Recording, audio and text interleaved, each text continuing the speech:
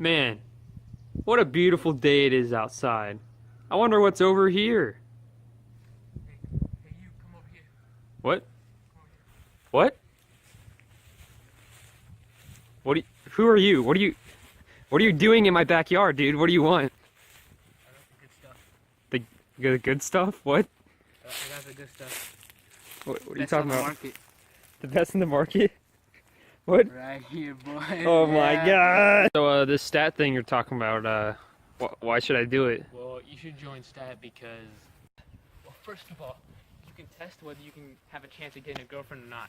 Obviously, I don't need to test that because I got these guns right here. Where the hell did he go? What? You want to learn about the chances of you dying? You can do that too. What? Andy's gone again. Hey, man. What? Not for real, though. STAT is not only fun and presents you with interesting scenarios, but with Miss Matamoros as your STAT teacher, I guarantee you, you will not have a problem in that class. Additionally, by taking the AP test, you can get exempt from college credit, and I can guarantee you, you will get higher than a 3 or a 3 if you do your homework, and if you're smarter than me. And he's pretty dumb. Hey, man, So, you know how to hurt me like that. uh, Think you're gonna join STAT next year? looks like the probability of me joining is 100%. Yeah!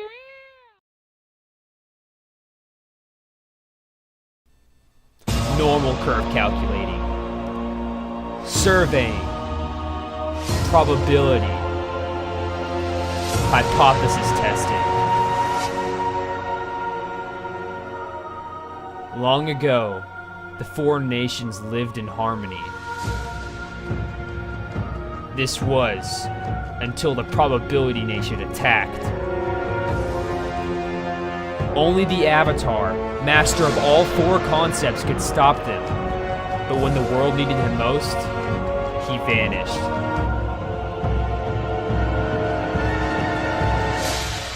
"100 years have passed and I've discovered the new Avatar, a hypothesis tester named Rajan.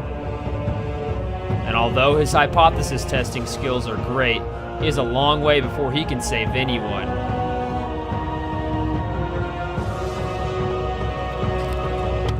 But I believe Rajan can save the world."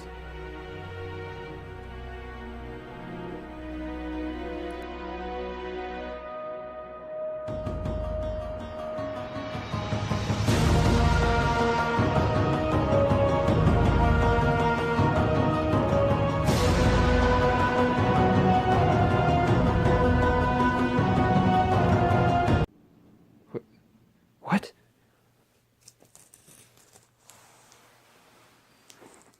What the?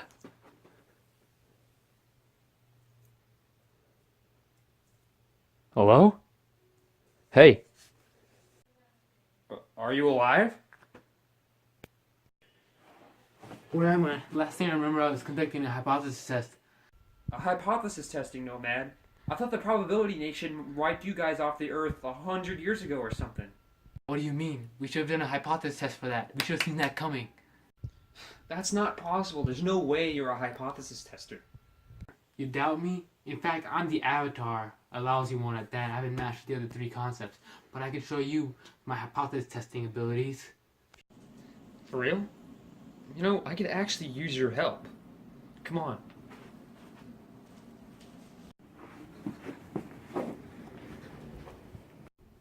See, I actually have this little problem that I'm dealing with right now, and I could actually use a hypothesis tester to help me out. I just need you to explain to me how to do a hypothesis test. I don't think you'll be able to do all the hypothesis tests considering you're not the last hypothesis tester like me, but I can show you some basic ones to help you out. To actually test an hypothesis, us hypothesis testing nomads identify 2 things: the original hypothesis, or the null hypothesis, and the alternative hypothesis. For short, they're abbreviated as HO and HA. The null hypothesis is actually what is currently believed to be true, and the alternative hypothesis is what you're trying to find out is true or not. And that's the bare bone basics of hypothesis testing. So, the HO and the HA are present in every hypothesis test. But there are multiple types of hypothesis tests. For a simple-minded Southern style normal curve guy like you, I'm just gonna explain the main ones. There's the z-test and the t-test. The O and the R are universal parameters. The z-test and the t-test have their own individual parameters. The z-test has p, the proportion, the true proportion of the population, and the t-test has the mean, the true mean of the population. So the z-test uses proportions such as 50 probability soldiers out of 100 can actually manipulate the probability element, whereas a t-test uses means from either a set of data or a sampling distribution. Now that you know the parameters involved in each test, you also need to know that there's different conditions for the z-test and the t-test. So for the conditions of a z-test, you need to make sure that your subjects or items in the test are independent of each other, that you've taken a simple random sample, and that your sample is less than 10% of the population. You also need to make sure that your sample is large enough by testing if NP is greater than 10 and NQ is greater than 10. You can also have a two-prop z-test, meaning a z-test with two proportions. This means in the parameters you will identify two proportions, and in the conditions you will pool the proportions together to get p common. And the only thing that you'll have to change in the condition section for a two-prop z-test is that for the large enough sample condition, you'll have to calculate NP's common greater than 10 and NQ common greater than 10. So for a t-test, it's a little bit different. In the conditions of a t-test, everything's going to stay the same, except that when you're calculating for a large enough sample, you're going to want to make sure that your n is greater than 30. This is because, according to the CLT theorem, when n is greater than 30, it's similar to a normal distribution, meaning you can use a t-distribution in this scenario to calculate your p-value. If you have a n less than 30, you're going to have to graph the data or assume a normal distribution of the population. When you're ready to actually do your hypothesis test, what you're going to want to do is take out your statistics equation sheet that every stats bender should have. You're going to look for the equation that you need to do. So if you're doing a one prob z-test or a two prob z-test or a one sample t-test, you're going to look for that equation and you're going to solve for the values needed for that hypothesis test. For a one prob and two prob z-test, you're going to solve for the z-value and the p-value. For the one sample t-test, you're going to solve for the p-value, the t-value, and the degrees of freedom, which is n minus 1. Man, that's a lot to take in.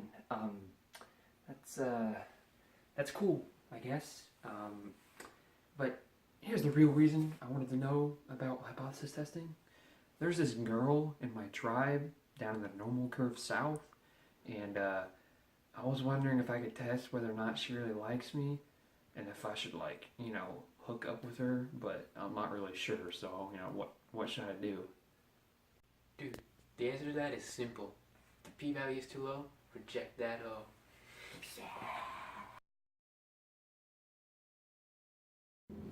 Now you're ready to actually do the hypothesis test. What you're going to want to do is take out your statistics equation sheet.